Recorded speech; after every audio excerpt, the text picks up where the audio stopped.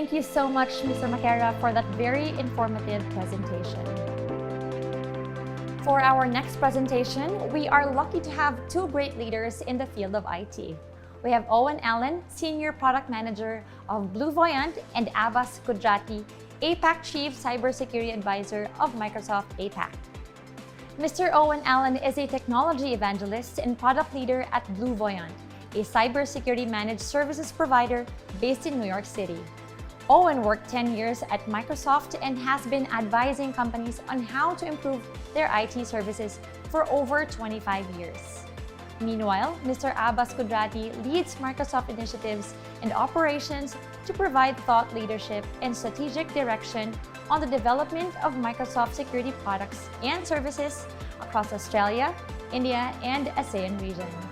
He consults with governments, critical infrastructure organizations, and enterprises to enable them to secure corporate data and manage risk while taking advantage of the opportunities presented by today's intelligent cloud, intelligent edge world.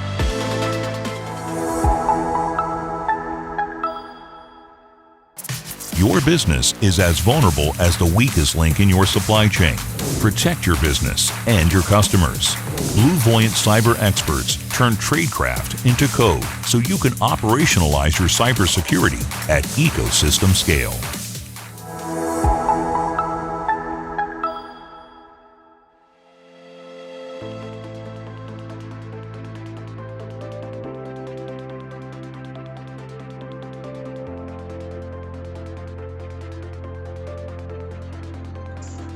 Well, good morning, good afternoon, and good evening. My name is Owen Allen. I'm with my co-host Abbas Kudrati. Together, we're here to welcome you to this session of the ISOG Summit 2021. We're very happy to be here. We're trying something out from multiple continents on the other side of the world. And Abbas is in Melbourne, Australia, and I am in Seattle, Washington. And we're trying to see if we can bring our thoughts together into a session here that will educate and delight, and we hope that everything goes well. I want to start out with a big mabuhay and welcome all my friends from the Philippines today, and really happy to be here.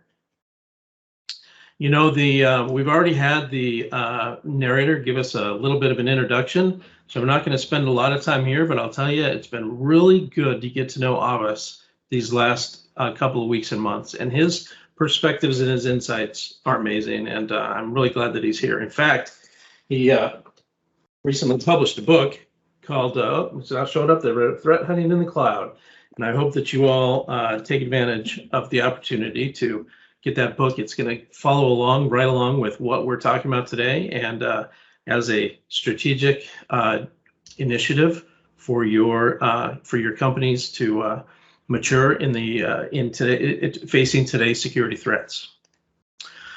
So I want to start out a minute by talking about zero trust. I don't think you can talk. I'm sure many sessions this week have talked and will be talking about zero trust, and so I just want to cover a few things and put a couple of thoughts in there. And that is that the first, the principles of zero trust include verify explicitly, use least privilege access, and the need to assume breach. And assume breach is where we're going to spend most of the time today. But just to make sure we're talking about these the right way, let's talk about verify explicitly for a second. The way that Microsoft has implemented zero trust primarily has to do with conditional access.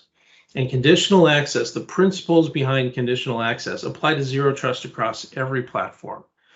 Identities, who is it that's coming in? Devices and endpoints, meaning where is the request coming in from? And then what is the request happening? What is the request for? Data, apps, infrastructure, et cetera. And then what are the policies that are going to allow that or not, or disallow that? And so if we spend just a second talking about the importance of identities, the importance of who is the person that's coming in, and how do we know that that person is that person has authorization. The second principle of zero trust is least privilege access. We're gonna get to that in a second. But the identities is critical to determine what they have access to, right? We know that if this is Owen coming in, we can prove that it's Owen. We can do multi-factor authentication. We can do the new no password thing. We'll get to least privilege access in just a second. But identifying who that is a feat. And before, it was very simple for anyone to come in underneath someone else's name. We need to be able to show identity and prove identity without a doubt. The better we can do that, the more secure our environments will be. As far as what the devices they're coming in on, if we look at the, is it a mobile phone? Is it a laptop? Is it a server? Is this request coming in from a machine at all? Is this request coming in from an application? Where is this request coming in from? That is very critical metadata to help us eventually make the allow or disallow decision on whether a request for information will be permitted. So we have the identity, we have the source of the request, the device, and now we have information metadata to help us decide about what is the request for. Is the request for data? Has that data been labeled in any way? Has that data been protected? Are there policies around access to that data? Is that request for an app? Is that request to access to be able to access some other application that may have access to a whole world of information behind it, right? Or is that request to some sort of infrastructure, a compute, a storage element, something that will help that could enable that user to access other things in the network? So understanding the identity, where the request is coming in from, and what the request is for, allow us to then apply the security policies for our organization or for that business unit or for that team or for that department, and to make a allow or disallow. And this is the importance of being able to verify every request that comes in. And this is the essence of zero trust. And I think that the more we can understand these elements, the more we understand where the facets are for us to configure and for us to modify how a company can grow their policy or can increase their policy. If we only know that there's a password and we either say yes or no for that password, then we have a very restricted policy. But if we have a policy that can take into account all of these different elements, what are they accessing, where are they coming in, where's the request coming in from, and who is it? We can get a little creative with the policies, and we can enable our business to be as agile as necessary. Maybe it's a partner coming in, or maybe it's a certain piece of data that is labeled appropriately that for different people to access it. Even though it feels like this is more restrictive because we're requiring more things, it might feel that way at first. It actually is empowering because it allows you to build better policies and more flexible policies that would match what your business really needs. No longer do we have to be in the where the wall says, hey, nobody can come in past this wall, that employees can't share anything past that wall. Let's make sure that the security policies are modern and that they are taking advantage of what we know about the request. Okay, so if we shift to the second policy here, or the second principle of zero trust, use least privilege access. I want to call out a concept called privileged identity management. Privileged identity management is where users typically are not given admin passwords at all. They're not provided admin access. They're providing their own access based on their identity. And then if a user needs to be escalated into doing something from an admin perspective, then we would provide a privileged identity, an admin identity to that user for the specific period of time that is needed for the specific purpose and function that needs to happen. And we would have a audit around what happens while that person has that admin access, that privileged identity, and we would rescind it when the time is up. So this is there's a little bit of a workflow around how do we request privileged admin, how is it approved, how is it granted, how is it rescinded, and this is something that can really that can allow you to have control over who has access to those databases, who's touching that compute and storage area up in the cloud, and who is accessing those file locations or these devices? Who is able to make changes to individual devices that might have a broader impact?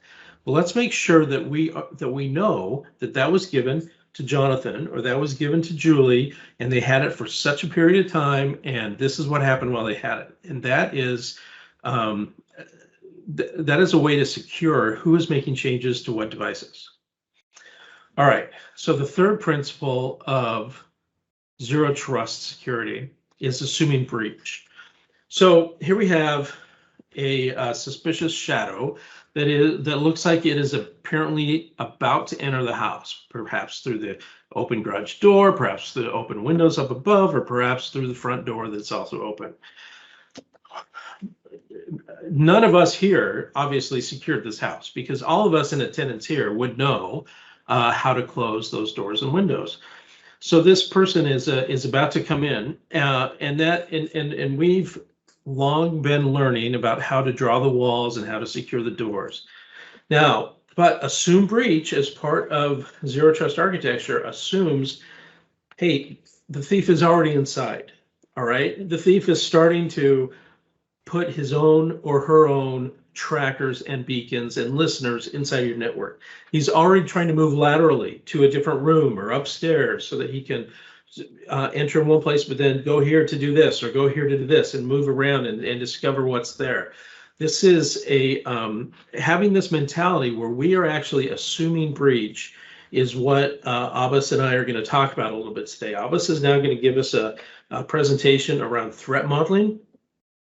And then I'm going to come back and I'm going to talk about a number of different initiatives that it's important for companies to be thinking about. So I'd like to turn the time over to Abbas now and welcome him in. Thank you all very much. Good morning. My name is Abbas Kudrati. I'm a Chief Cybersecurity Advisor with Microsoft Asia based in Melbourne, Australia. For today's topic, we'll discuss how you can overall improve your security using a threat modeling or embedding the threat modeling process within your risk management lifecycle. We understand security is very important when it comes to your business, and threat modeling is one of those ways to improve a security posture. Now, one of the key concepts within the security is also a risk management part of it, as we discuss. Now, in this presentation, what I'm going to do is help you clear the fundamentals of both the aspect, which is the risk management and threat modeling, and look at the relationship between both of them and where is a conversion point between the risk management and the threat modeling. But before we move on, let's agree upon some of the working definitions or the terms as a part of this presentation. First one being a security. What is security? Now, security is a kind of a use of a software or a hardware or a procedural method which can help you protect the solution from an external or an internal threat. This is based on the ISC square. Second concept, the threat. Now, threat could be environmental based, or it could be a human based, or it's a series of event or circumstances which could potentially cause or harm towards your asset. Now, asset could be any form of the asset. We'll not go into detail of that. Threat actor are the agents which carries those threat in your environment. It could be a human base, but these days we have seen automation and the bot as well. Now, these threat actors, as I said, it could be more of an agent which have intent is to target or use a different mechanism as a part of carrying the threat. Vulnerability is a weakness or an exposure within the technology or the protocol or a design, as we call it. Now, that vulnerability can be exploited with the combination of threat, which can overall impact your security. Okay. Next one, we want to look at it, the overall intent. What is our intent as a part of that procedure? Our overall intent is to prevent those threat events from occurring, right? And while prevention is also important, we also want to implement certain controls and look at it. What are the detection mechanism of those so that we can have a good monitoring system in terms of detecting of those threat events while they're occurring. Next one is to respond and recover if if we could manage prevention, if we could detect it, what are the things we can do it from the response and recovery part of it, so that we can reduce the overall risk posture or towards our environment because of that threat, right? That's where the definition of threats, risk comes into picture. Risk is more of a potential loss which we are trying to manage as a part of our environment. Now, it could be potentially because of the harm could be based on the likelihood of the risk or the functions of the likelihood of that particular threat we are trying to focus on, which could be exploiting certain vulnerabilities which we have within our environment, which could overall impact a risk posture of an organization. Where does the role of threat modeling comes into play? So let's look at the definition of threat modeling first.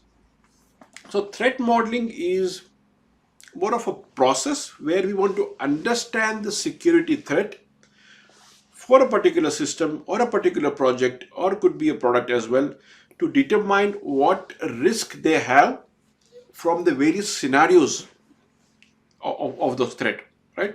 I'll give an example as we move forward. So that once we know those scenarios, once we know those threats, we want to then implement a particular control framework or for certain procedurals, so that those threats can be either mitigated or could be managed, or it could be avoided completely at all, right? If we look at number of threat modeling process or an approach, or the tool as you call it, they focus mainly on the three areas. First one being information gathering, right? They want to collect as much information about the various threat could be as a part of your project. Second, they want to focus on identification of those appropriate threat. Information gathering could be about the project, process, assets and all. Identification of appropriate threat could be based on the scenario. And third thing they want to focus on is a mitigation of the threat. How we are going to reduce or mitigate that particular threat. Now, if you look at threat modeling, it should be a living process as we call it. You just can't do it once and forget it, because after you finish the first three phases or the steps in your threat modeling, the next one is about, after the mitigation, you want to assess the mitigation approach or the process for that. You want to communicate the results within your business team and other teams. You want to continuously update the threat modeling which you have created based on the results which you received from after the communication with your business team and IT team, and you want to continuously share that knowledge within the overall community in your business environment. So as you see, there is a loop back process. It's a continuous process. You just can't do it once and forget it. It has to be ongoing process as well, as a part of your overall risk management process. If you look at the risk management part, there is a lot of similarity. The first three phase looks very, very similar as you look at it. In risk management, what we try to do, we try to understand the solution. In case of threat modeling, information gathering. Here, in the second phase, we try to identify the risk. If you look at there, identification of appropriate threat, risk and threat. In this case, mitigation of the threat in the threat modeling, but in case of risk management, identifying of the mitigation. Of course, then there are other processes such as test of mitigation, implementation of mitigation, selection of mitigation, and management of the residual risk. The overall risk management process, what you have with your environment. At the end of the day, what are we trying to do? We want to mitigate the risk which you identified, or we want to accept that particular risk, or if we can avoid completely by any ways that risk, or we transfer the risk. That's a normal risk management, risk mitigation approach, as you know, which is I'm sure everyone knows about at least this four method of risk management, right? Now let's look at how does the threat modeling provides value towards your overall risk management process. I'll give you a good example or a live scenario in this case. So, admin in your environment who is a privileged user, they use an API for collecting all the list of devices within the environment, and that too without any credentials. They haven't put any credential or authentication method for collecting or within their API methodology. Now somehow a malicious user get access to that API, and the malicious user using the same API to access all the list of devices and reset those credentials. Now it can make a huge impact within your environment. Just to give an example in terms of quantification of example, the cost of 1 hour of this service per device could be around 40,000 US dollar. And if you have a fleet of 1,000 devices and over an average of duration of 2 hours, the impact is almost 80 million US dollar. And this is a live example from one of the industry which I have seen. But if you have done a threat modeling or embedded this particular scenario as a part of your threat modeling exercise, you could have identified this particular scenario and implement that mitigation control, which is like having a two-factor authentication and an authentication method within your API code as well. Now, this was not easily picked up by a penetration service, a penetration testing activity which was done. They missed out this particular case. However, if the threat modeling was done, you could have easily picked up this particular scenario in that case. So can the threat modeling process be as a part of your all activity? Yeah, the answer is yes. There are many ways to embed the threat modeling process. It could be part of your tool-based activity. It's a threat modeling tool which you can implement. You can have it as a part of your best practice or a standard. You can create a checklist as well. It could be part of your overall policy and embed as a part of your penetration testing lifecycle as well. It's not that you can't add it as a part of that. You can do it. It all depends upon the kind of exposure your business has in terms of security. It all depends upon the criticality of the business process and what sensitivity you have. Also, it depends upon the regulation of the requirement, could be GDPR or many other processes you have. As we know, as a part of the PCI DSS, many companies follow the Octave methodology of risk management. You can embed this risk modeling approach as a part of that as well.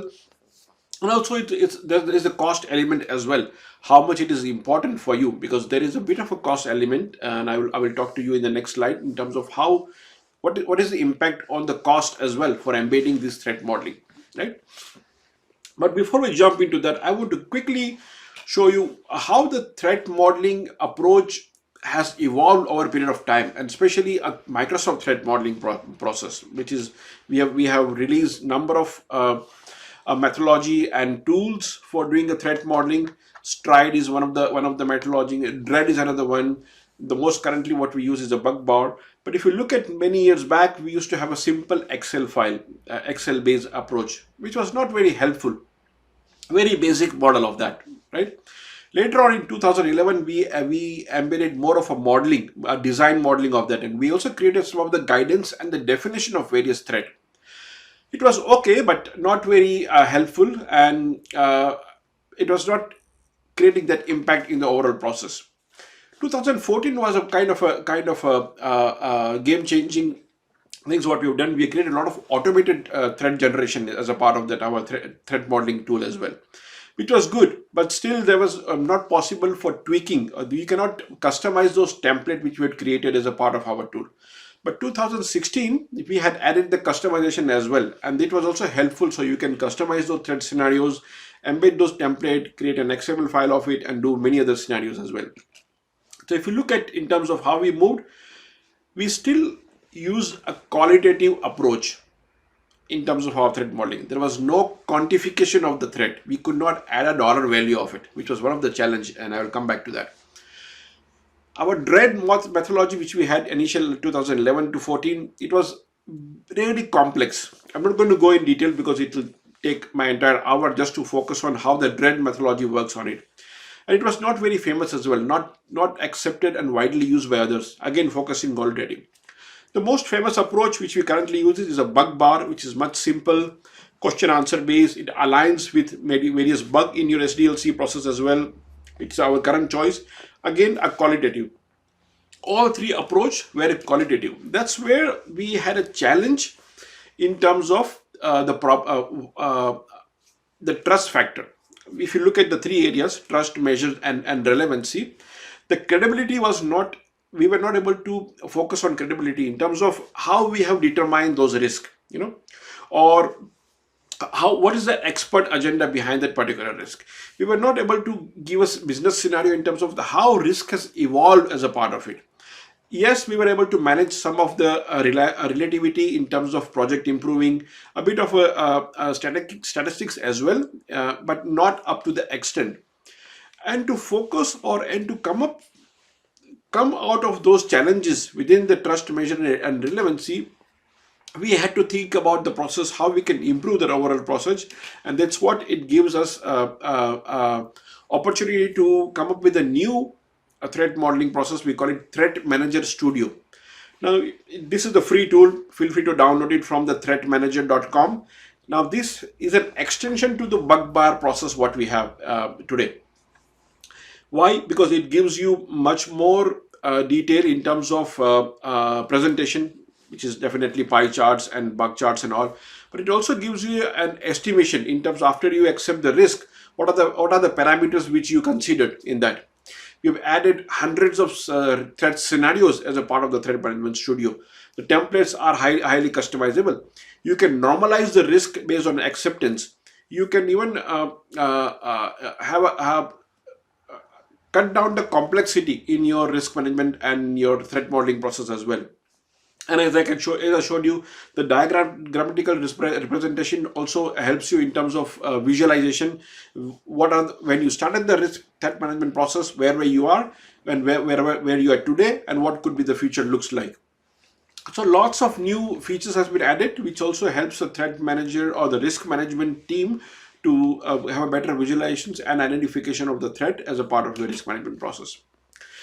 However, we still have a qualitative based approach in that. We still have a little bit of challenge in terms of credibility. So to overcome that, we are now thinking of we have to think of a risk management methodology which has a quantitative factor to that. And you may have heard of this FAIR, which is factor analysis for information risk approach of risk management, which is focused on a dollar value, which is a very qualitative base. Now the challenge, of course, there are other methods such as Octave. Also, it can be used ISO 31000, which is again qualitative, but you can embed a quantitative approach towards that. But the challenge you have, I will talk about FAIR in this particular case because this is one of the very well-known risk management approach, quantitative risk management approach used widely, especially in US and many other parts of the world. But the challenge for having a FAIR model as a part of your threat modeling is a time. If you talk about hundreds of scenarios as a part of it, and every threat has to consider the scenario in terms of what are the attack, what asset, what are the various actor and motivation, it will take at least 1 or a 2 day assessment process for each and every threat. And we have, as I say, we have 100+ scenarios in our threat modeling model. So to overcome that, there is a company called CyberLens. They have created something called Rapid FAIR Assessment, right? So Rapid FAIR Assessment can drastically improve your assessment process, almost 15 minutes per scenario as compared to 1 or 2 days. Of course, so we can say within 45 hours, you will be able to cover all those various scenarios as a part of your threat management process. Now, having a quantification of it and using the FAIR and a rapid assessment, it gives me thumbs up in all 3 areas. We were doing okay in the measures and relevancy, but now that we have a quantification of it using a FAIR methodology, we are now able to focus or we will get those answers which you initially ask in terms of how is my risk determined, and you can assign a dollar value towards that, and expert agenda as a part of that. How I am evaluating all the considering of the business area, as I say, 100+ scenario. If you are able to cover all the scenario quickly using a rapid assessment within the FAIR methodology, I have a detailed guideline in terms of detailed approach, what is my current risk posture, what I'm going to do in that case. So threat modeling can really bring that insight at a very early stage, rather than focusing only on risk management, which is an aftermath, or at the end of the day when you're trying to evaluate what is my current risk, what control I have added, what is my residual risk, and in terms of residual risk, what am I doing in terms of avoid, accept, transfer, and whatnot. If you embedded the threat modeling approach much at an earlier stage of your life cycle, could be your SDLC, software development life cycle, it could be your product design, or could be a new product procurement, or could be your overall risk posture or the threat posture, what you have based on your attack surface, what you have in your environment. If you have considered all the scenario as a part of your threat modeling at an early stage, your risk management approach becomes very, very easy, and it gives you a better value as well. So how can you help your team to embed that? Empower your team for better understanding of the security risk through threat modeling. So embedding your threat modeling within your cyber risk team, within your risk management team, using any of the comprehensive approach, I would say, either through a workshop or on-job training, or embedding those technical threat modeling as a part of their posture, or customizing and updating your existing process, or the last but not the least, partnership. You might have to find somebody who can give a proper training to your team, but having that threat modeling embed a process embedded within your risk management in overall security lifecycle can really benefit you in the long run or in the short run as well. It gives you better visibility. It helps you identify all the threat at a very early stage. It helps you board level decision making in terms of what is the residual risk you have and what do I need to do on that area. The threat modeling process itself is a very if I have to give you proper training on that, it's going to take the whole day, maybe more than one day for that. This is just on the tip of the iceberg, showing the value as how you can, what is the value of adding a threat modeling as a part of risk management. Continue your risk management process, but adding an extra value of threat modeling approach in that can really overall benefit on that. With that, happy to take any questions you may have in that area. I will be available online to answer you any question, or feel free to reach out to me on my contact detail, which was shared in the initial part of the presentation, or reach out to me on the LinkedIn, and happy to answer any questions you have in that space. So good luck with your risk management process. Try to embed threat modeling in that and reap the benefits of new threat modeling tool, which is Threat Modeling Studio. Feel free to download that and get advantage of proper evaluation of your threats. Thank you. Abbas, thank you very much. That was a great presentation. Thank you for sharing that with us. You might not be able to hear the audience here, but you can see that they are applauding like crazy here. So thank you. That was great. Let me get back into some strategic topics that are expanding on Zero Trust and see if I can get through these before the end of the session here. We have, to recap, we've got 3 principles of Zero Trust. We've got validating a request, authenticating users, and assuming breach. The question for the next few minutes is going to be, how do we apply this beyond computer networks into our broader network architecture? How do we apply it to our business architectures today? How do we put it out on the bigger model? And this is in the context of our understanding or our understanding that we are under attack, and that most of us have been attacked in some way or another with either data spillage or some other type of externally affected attack.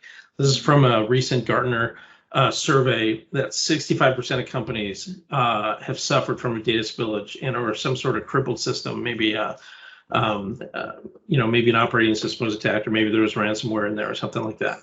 And so if your leaders know that they were attacked and they responded positively in this survey, 65% of companies were affected. Now, there may be some that did not know, right? And so those weren't counted in here. The 23 and the 13 at either side did not include the ones that did not know. And so it's an awareness issue, as well as it's an issue that we can't ignore. It's been dangerous to ignore this in the past, but now it's getting even worse. It's getting even either a higher probability that you will be targeted, that you will be attacked in some way.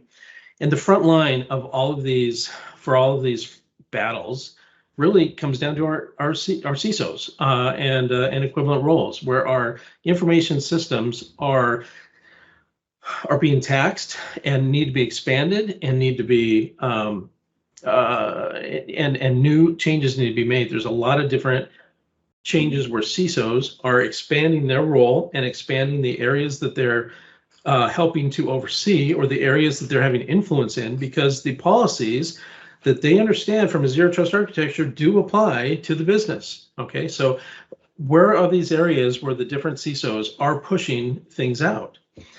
And it could be that, let's take an example where there's a couple of business units and they decide they're going to take these zero trust policies and they're going to start checking badges at every door. They're going to say, hey, if you're not authorized, you can't come in here.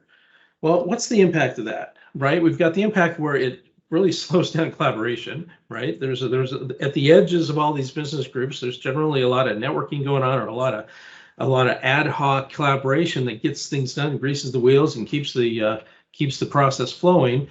It could hamper that.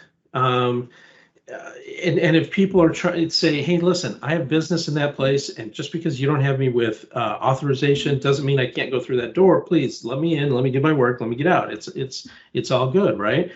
Well, when the policy and how it's executed or how it's carried out do not match the impact, the desired impact that they have, or do not reflect today's technology that the participants in that transaction understand is capable or is an option, then that's where the friction happens. That's where people on one side or the other of the transaction, of the security transaction, are like, hey, this is too granular, or this is not granular enough. They're disaffected in one way or the other. So if we had something where, a door would let in everybody who had a badge period, and then the next door would be restrictive of some sort of, but then you still couldn't even get through to the room where all the maps were, or the room where all the strategic conversations and the cone of silence were, for example.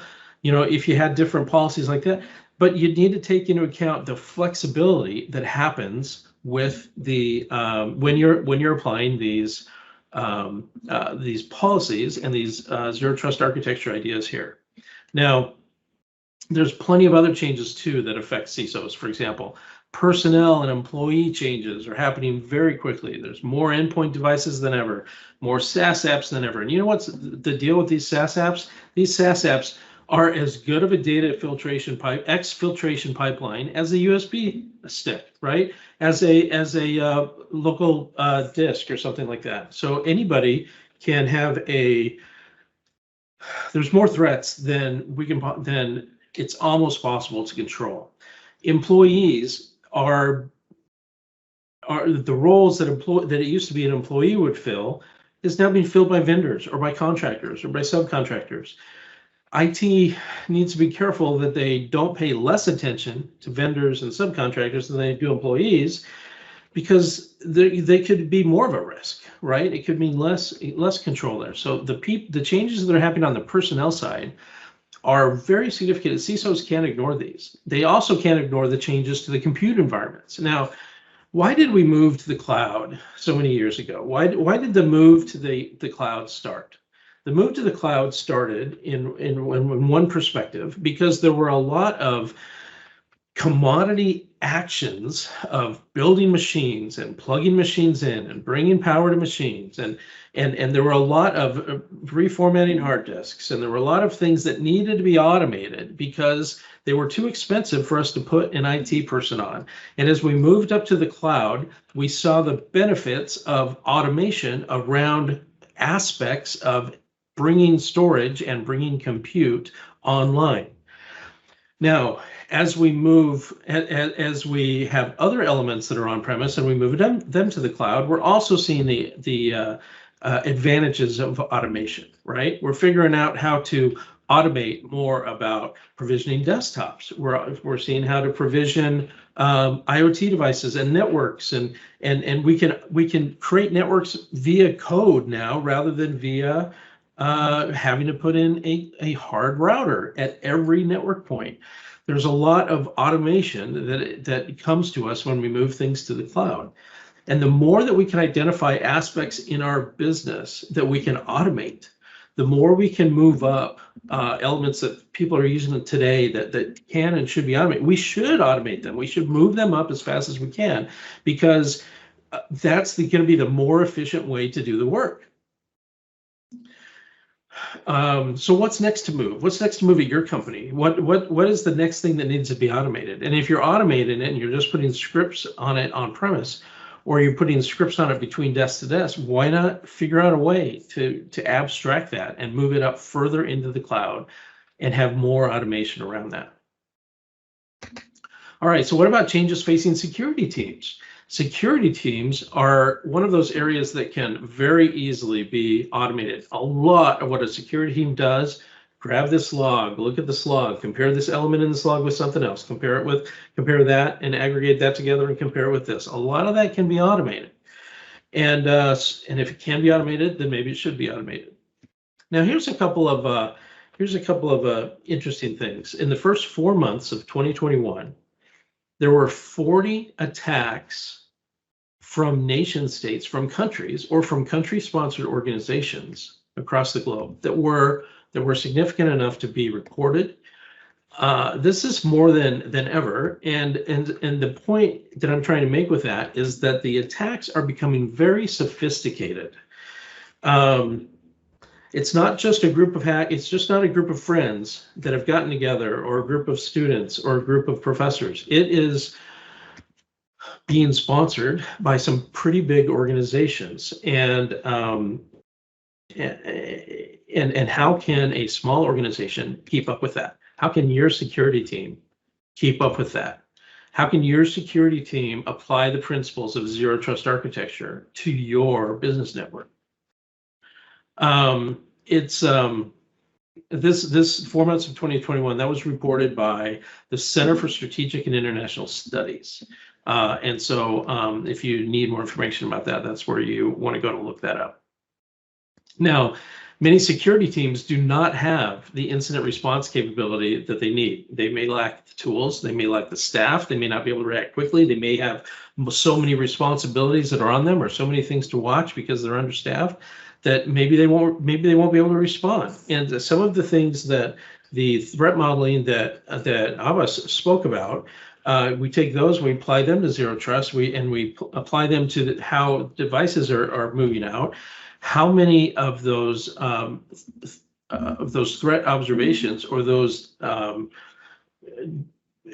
correlations that the security team needs to come up with, how many of those can be modeled? How many of those can be automated? How can we get the thought patterns into code so that the security teams can have the power that they need to do this? And sometimes putting in more automation, even around our physical facilities, even around our as our network reaches into the real world, the more we can put elements in there, the more we can automate it, the more we can respond appropriately. Let's look at the Colonial Pipeline attack that happened in the United States in May. In May of 2021, the Colonial Pipeline, which is a very significant natural gas pipeline that moved natural gas and liquefied gas, petroleum, from the Gulf of Mexico up into the eastern seaboard and into the northeastern United States. This is a lot of the United States was dependent on this pipeline, and nobody realized it until it went dark. And they had been a subject to a ransomware attack. And although they were down for about 6 or 7 days, but that impact had it took weeks for that ecosystem to come back up to speed and to get back to operating at full potential again. In July, which is pretty rapidly, the United States government proposed guidelines to protect pipeline companies. So they issued some guidelines for security for all pipeline companies around in the United States that had strategic nature. And it's very important that we have these guidelines. It's become clear that asking for voluntary enforcement or voluntary compliance with security is not sufficient. Okay, so it is very important that we do have regulation in this case, because we need to make sure that strategic elements are being covered.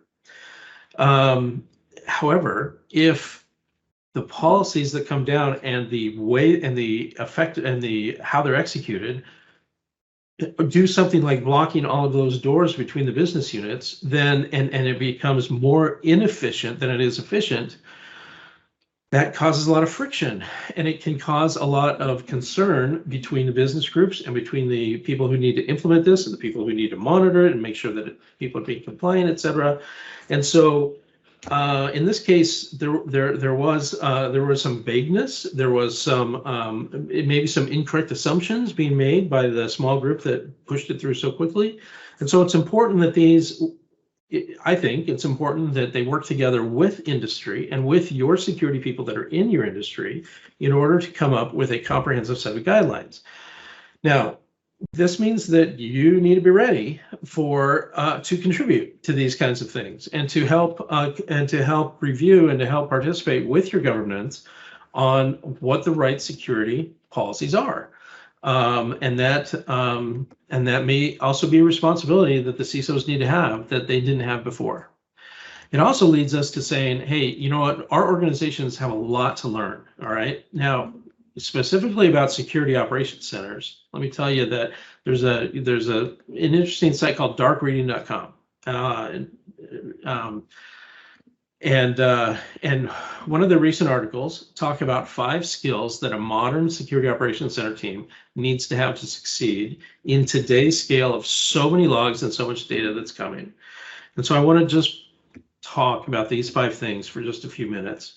Now, while this is targeted for a SOC or for a security operations center and for the SOC analysts and the security experts that are in that, it has very general applications to other business groups. It has very general applications to accountants that need to have more stuff being automated, or finance people, or sellers or other groups that need to have more automation that's happening with them. And so these principles can apply more broadly through your company. So if you're not working with Security Operations Center today because your responsibility is something else, please pay attention just for a minute anyway, because I think you'll find a couple of principles here that might help. So basic coding. Why do people need to invest in learning code?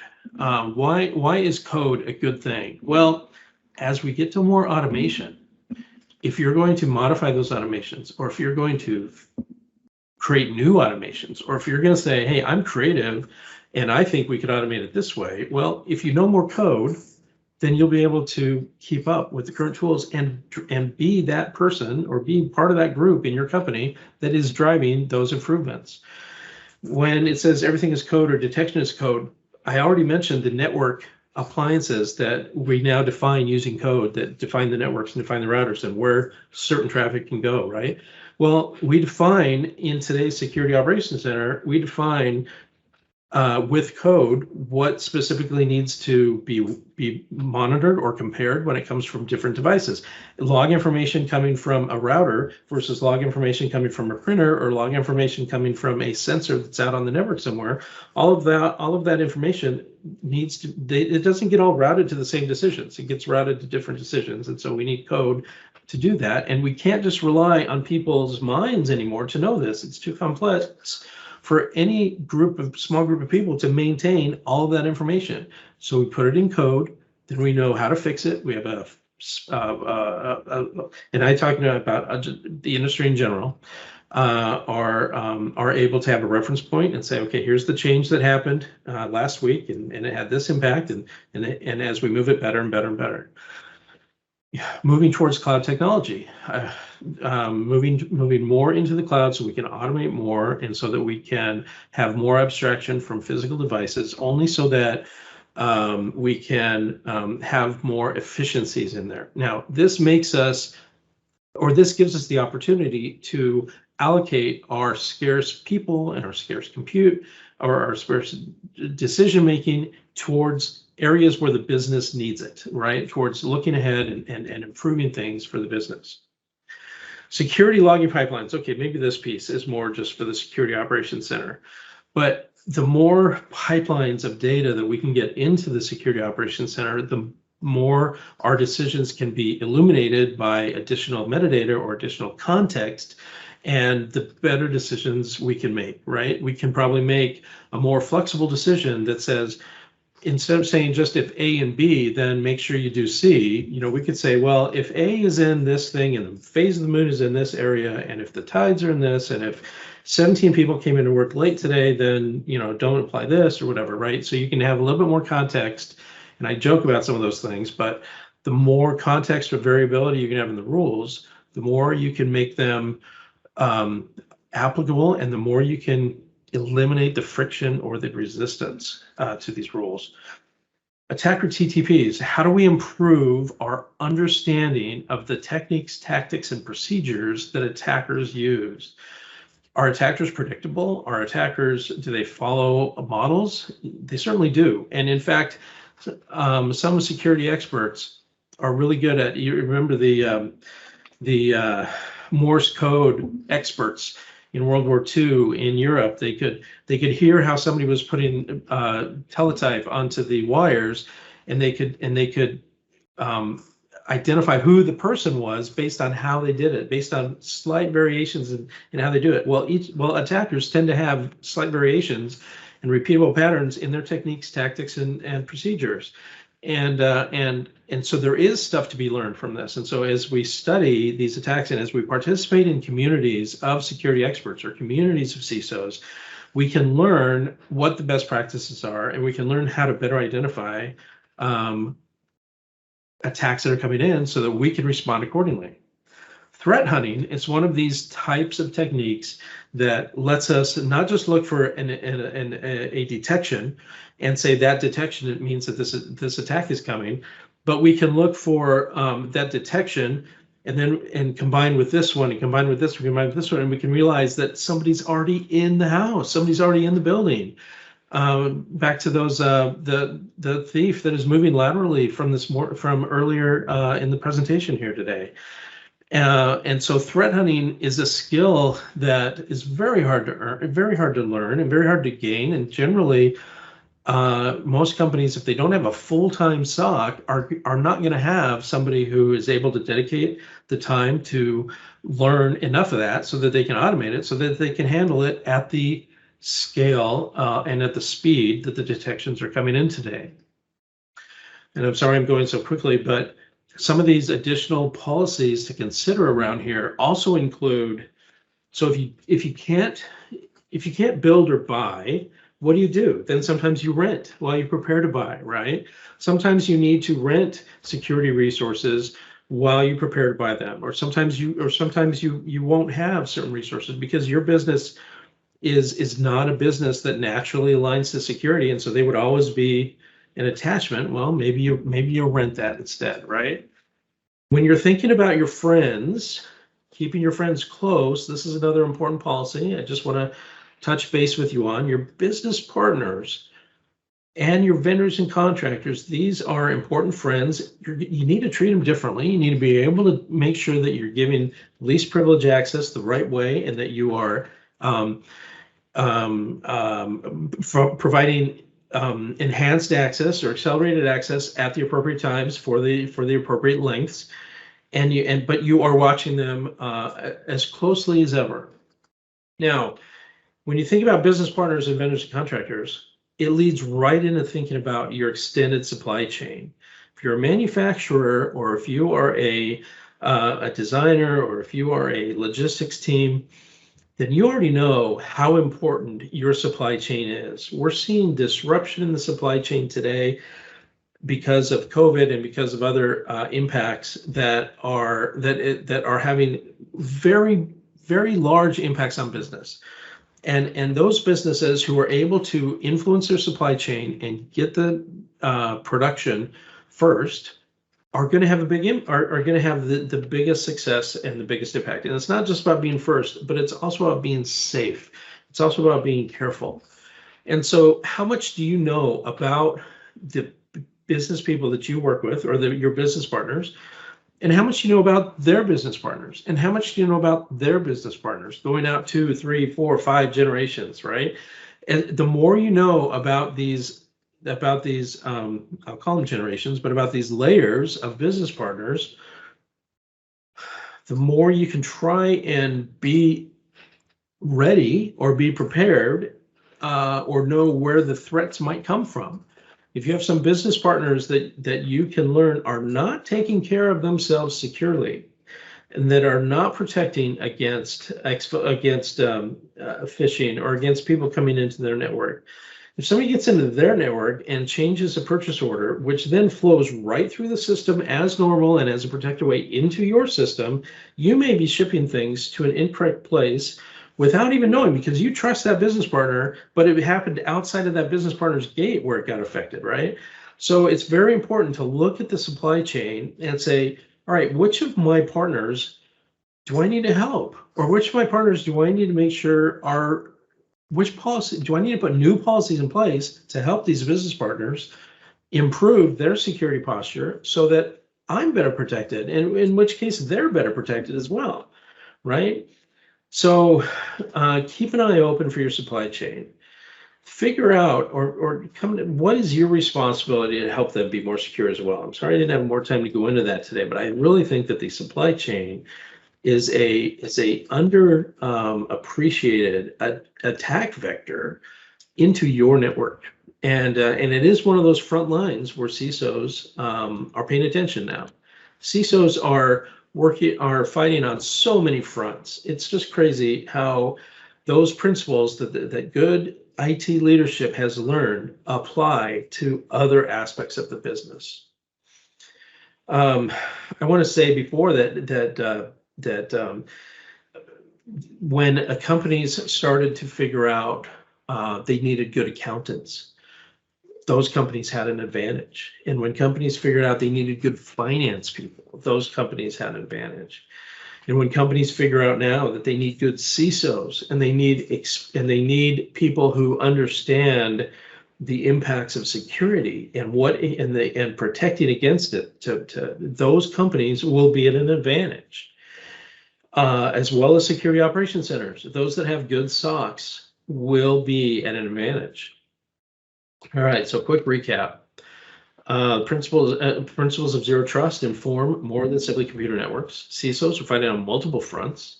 Employees, data center, attack origins, these are all changing. Your employees need to learn more than ever.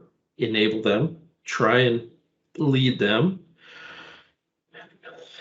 The more your employees learn, the better your company would be overall. Then your supply chain also needs to be watched. Don't let an attacker get inside. Well, it's been very pleasure. I promise you, these are all things where you don't need, they don't need to be super expensive. You don't need to go out in the countryside and find Yamashita's gold and bring it up to pay this. You can find ways to do this in your organizations, and I hope that you do. And I wish you all the best. I hope that you are as secure as you can be for the next year. And I know on behalf of Abbas, both of us say thank you, and we thank you to the organizers of this event and allowing Microsoft and BlueVoyant to sponsor and to participate. Thank you, and have a wonderful week.